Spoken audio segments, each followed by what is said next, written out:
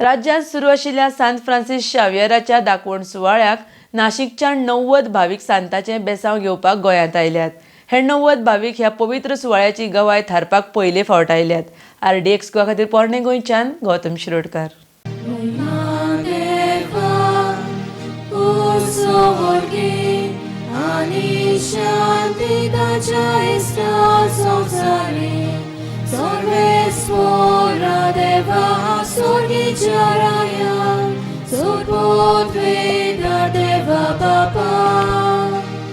आमी तुका नमस्कार करता, आमी तुका दिन वाजता।